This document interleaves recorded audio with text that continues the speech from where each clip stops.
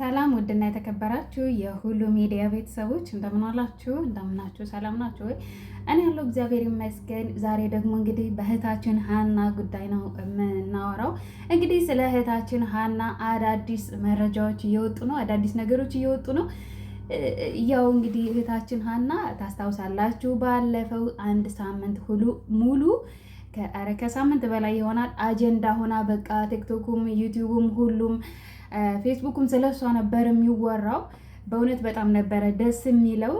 ለእህታችን ሁሉም ሰው ስራ አቁሞ ስራቸውን አድማ አድርገው እንግዲህ ሁሉም ሰዎች ንግዳቸውን ትተው በፌስቡክ በዩቲዩብ በምናምን ንግድ የሚሰሩትን ሁሉ ትተው እንዲሁም ደግሞ ወንድማችን አቡ ፋኖ ከአገር እስከ መባረር ደረጃ እስከ መድረስ ደረጃ በእውነት በጣም ድምፅ ሲሆኗት ነበረ እንደምታስታውሱት።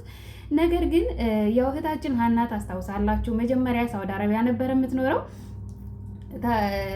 ልጅ ነበራት፣ ታዋቂ ናት፣ ቆንጅዬ ደስ የምትል ልጅ። እማታውቋት እሷን ማያውቃት ሰው አለ ብዬ አላምንም።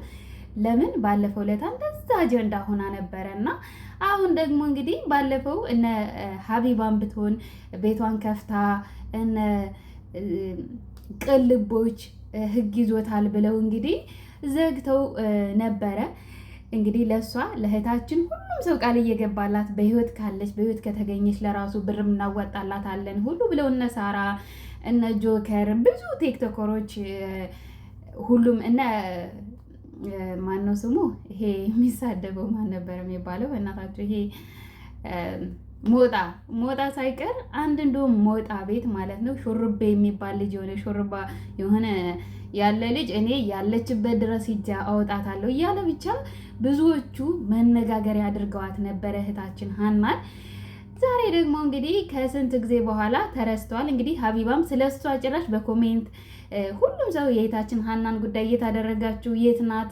ምን አዲስ ነገር አለ? እንግዲህ ተገኘች። ግማሹ አየናት፣ ግማሹ ውሃ ስትቀዳ አየናት፣ ግማሹ ዛጎች ብላ አየናት፣ ከገመዱ አልፋ ምን ብላ እያሉ እንግዲህ ብዙ መረጃ የተለያየ ሰው የተለያየ መረጃ እያወጣ ነበረና አሁን ግን በቃ ጸጥ ብሎት ዘግተው ስለሷ ማንም የሚያነሳ የሚያወሳ አልነበረም።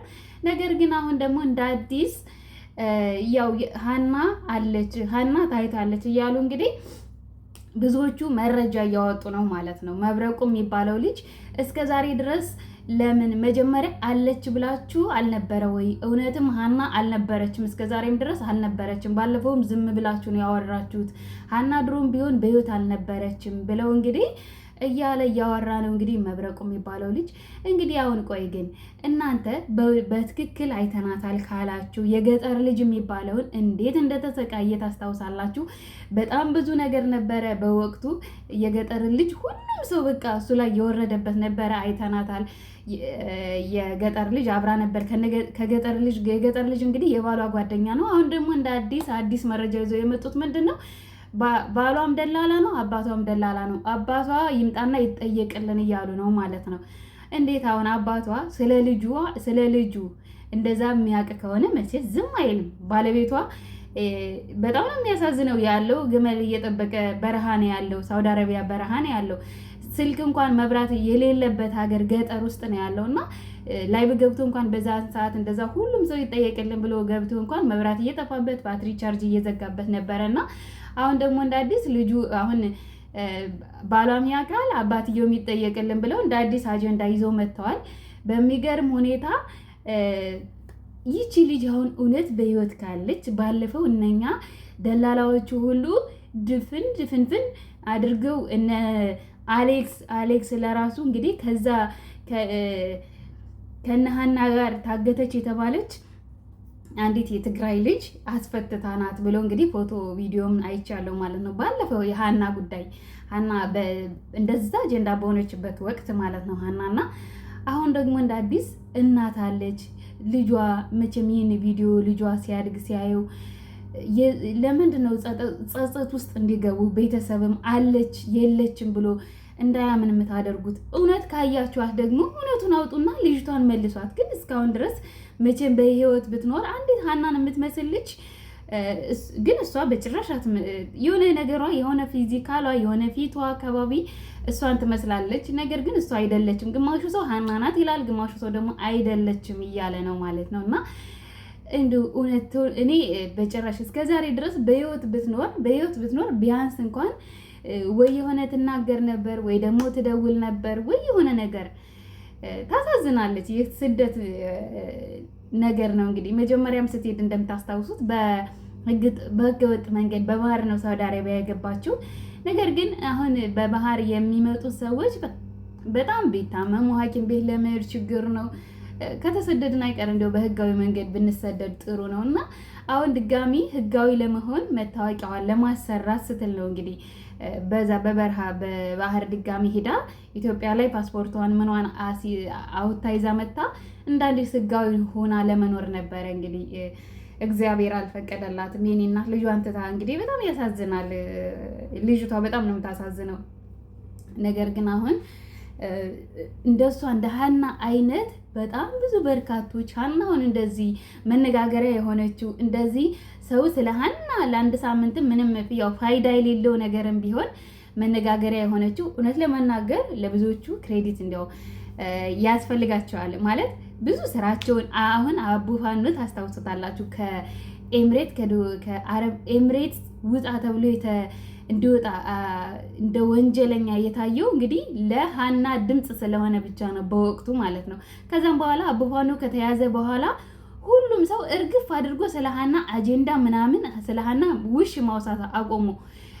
ሀቢባ እንኳን ሳትቀር እኔ ይዘዋለሁ ብላ እንግዲህ ሀቢባ በህግ እንይዘዋለን በህግ ሀቢባ በእርግጥ አንዳንድ ነገሮች ትሰራለች፣ አትሰራም ማለት አይደለም። ነገር ግን ስለ ሀና ጉዳይ ግን ሁሉም ሸቅሎባት ነው በእውነት የቀረው። ማንም ምንም አላደረገላትም። ያው ድምፅ ሆኑ፣ ብዙ መስዋዕትነት ከፍለዋል፣ ብዙ ነገር ሁነዋል።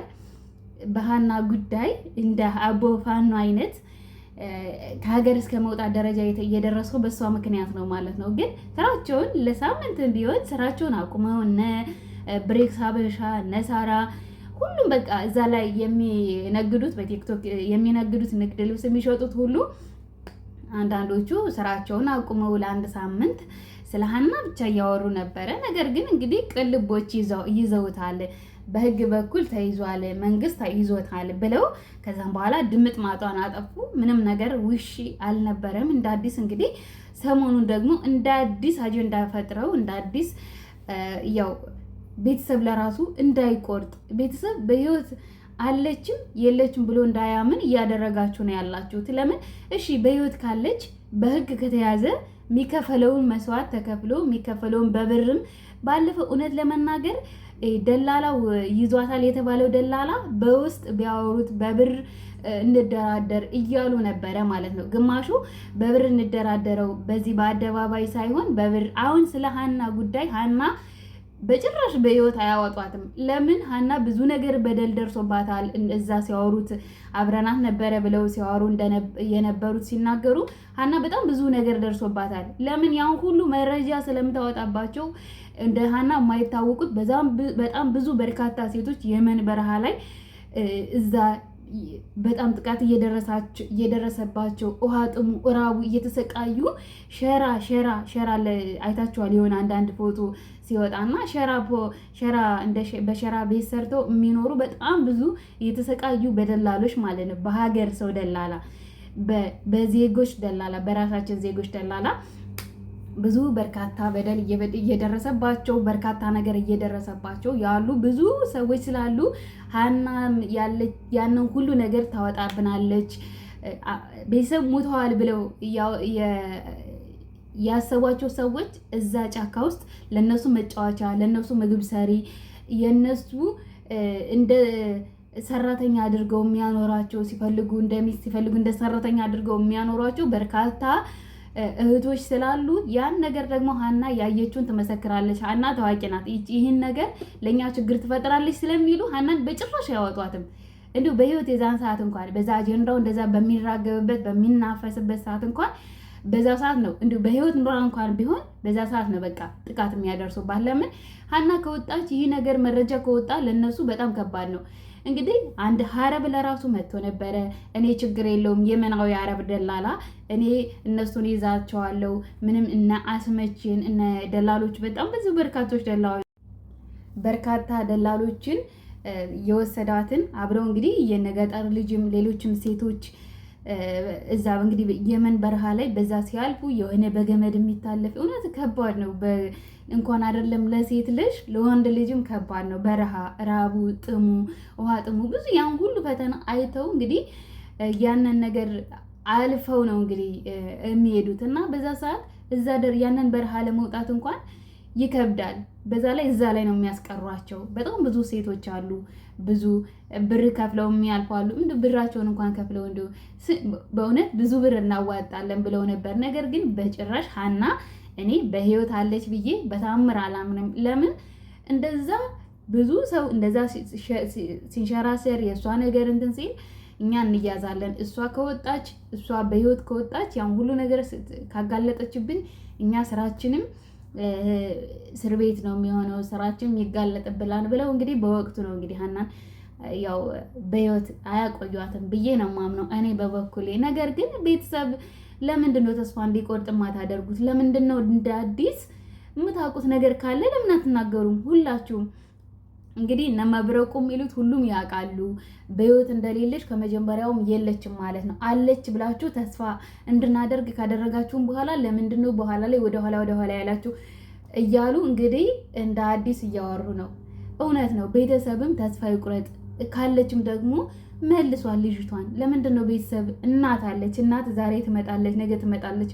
እርሟን እንኳን ለማውጣት እርማቸውን ቤተሰብ እህት ወንድሞቿ እርማቸውን እንኳን ለማውጣት ልጅቷን አላዩም፣ አልቀበሩም። እና በጣም ከባድ ነው የእውነት ይህ አይነት ነገር ለቤተሰብ ማለት ነው። እንግዲህ ልጇ ይህን አድርጎ ልጇ ቪዲዮን ሲያየው እውነት እናቴ ትኖር ይሆን ብሎ ያስባል። እንግዲህ ሴት ወንድ መሰለኝ ልጇ።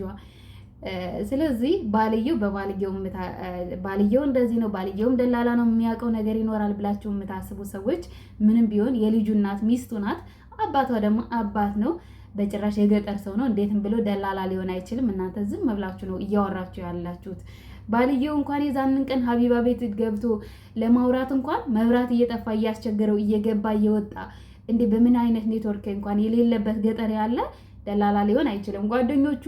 ጓደኞቹ ደላላ ከሆኑ እሱም ደላላ ይሆናል ብላችሁ ማሰባችሁ ትክክል አይደለም። ደላላ የሆነ ሁሉ ጓደኛ ደላላ ያለው ሁሉ መቼም ደላላ ነው ማለት አይደለም። ስለዚህ እንደው ቤተሰቦቿን ልባቸውን አታጓጉ ትኖራለች ብለው እንዲያስቡ